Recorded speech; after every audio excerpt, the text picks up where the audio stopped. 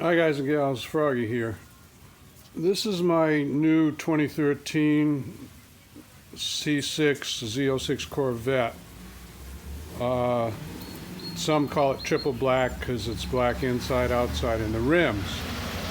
Personally, I used to say triple black was a convertible with a black top, black inside, black outside, but anyway, people call these triple blacks also.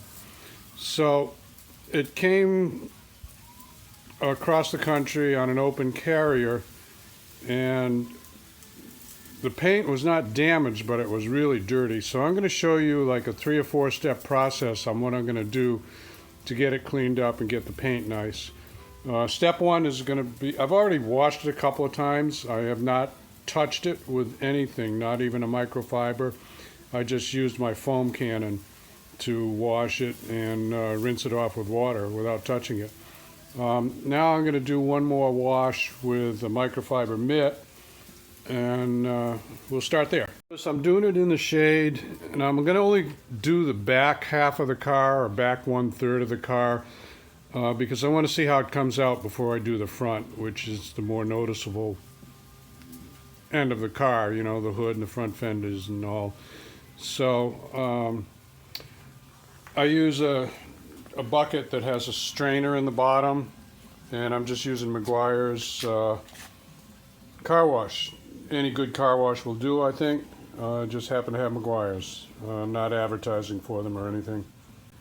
So what I did was I put my mitt on one hand and I washed it with the mitt, and my left hand was my bare hand, and I'm just feeling the paint to see if I can feel any big pieces of contamination that got stuck onto the paint as it was transported, and it felt pretty good. Now, this is the back end of it, so the back end probably gets a little less than the front, but anyway, so far so good.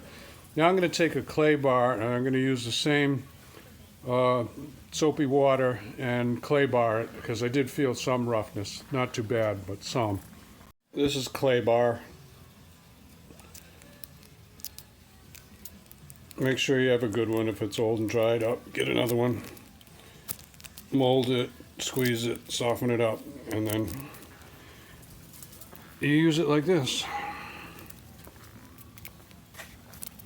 I'm going to use 2 hands. I'll just show you how to start. You just take it and flatten it out and rub it across the surface, and that'll pick up contamination without damaging the paint. You don't have to rub too hard.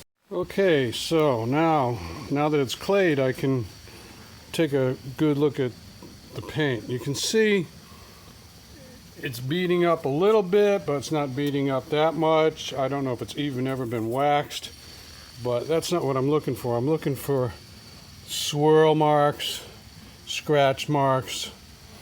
Black paint is the best paint and the worst paint. It's the best when it's looking good, and it's the worst to take care of. It's a lot of work to take care of. Here you see it's beating up, so that's pretty good. It's got some wax on it there. The paint looks really good. I don't know if I can give you a close-up because of the water, but you can see the reflection of the palm trees up above. I'm just going to rub my hand on that. Maybe I can get a little close-up here. I don't see any scratches, swirls.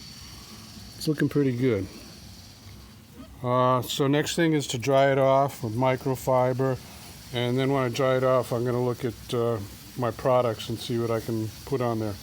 This towel that I'm using is actually a thing that you put on top of your yoga mat for the sweat when you're doing hot yoga or just any kind of yoga.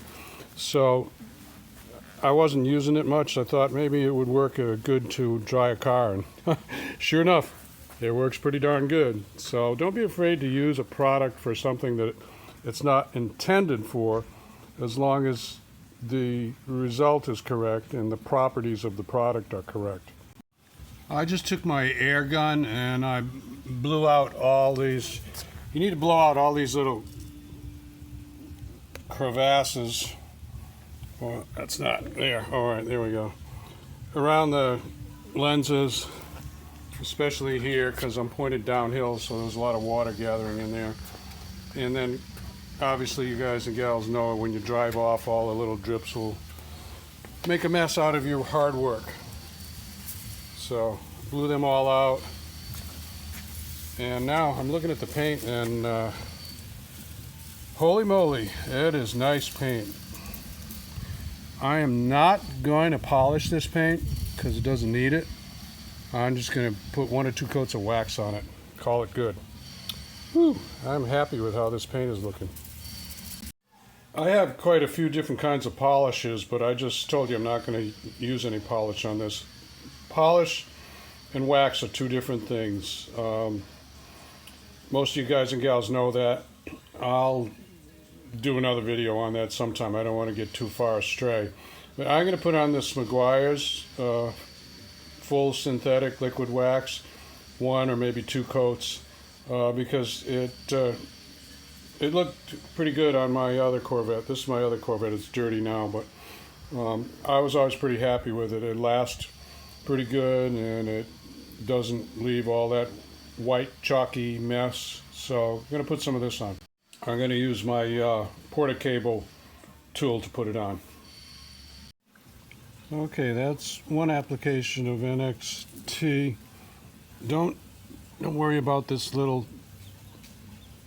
excess wax. I'm going to clean that up later on. Just look at the paint area and then tell me what you think.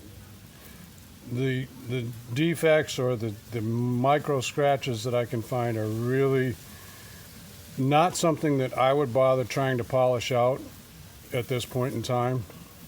I'm pretty happy. I think it's coming out pretty good.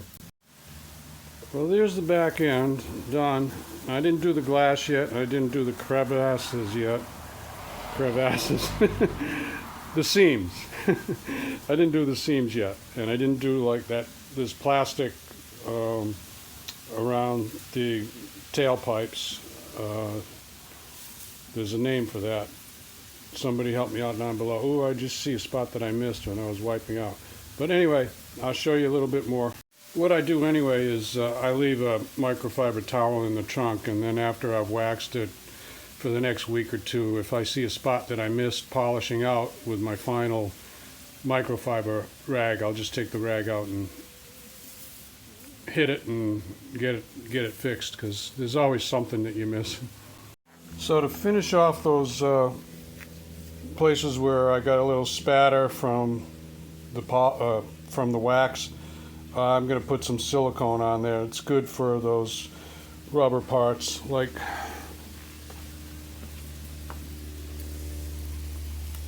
sorry for the glare, like for example right here, it's rubber and rubber.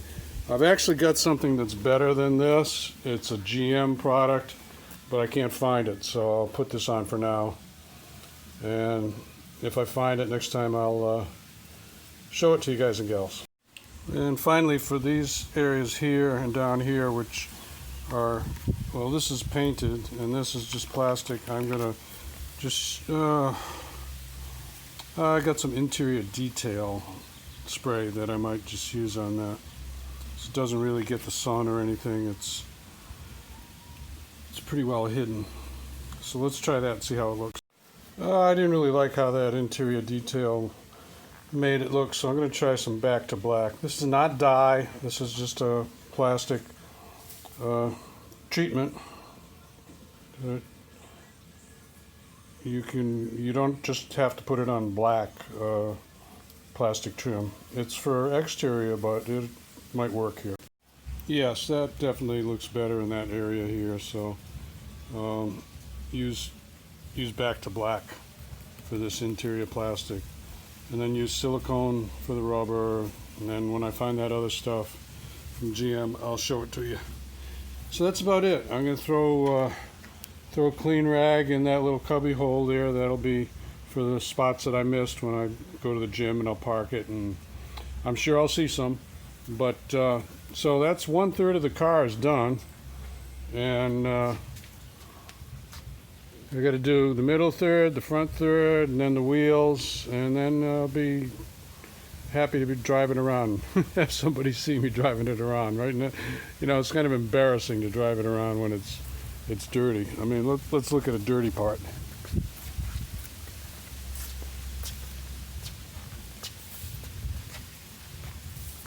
Yuck. There's the dirty part. But we're getting there. So give me a thumbs up or a like if this helps you out. Subscribe to my channel if you want more from Froggy. So this was how many steps to take to get really dirty paint back to looking good if it's not particularly damaged. If it's damaged, then there's more that you have to do. See you later. Have a great weekend, guys and gals. Froggy out. Bye. Okay, this is stuff I was talking about for your rubber seals around your doors and trunk. And that's what it looks like. So I'll put that on next time. But there you go.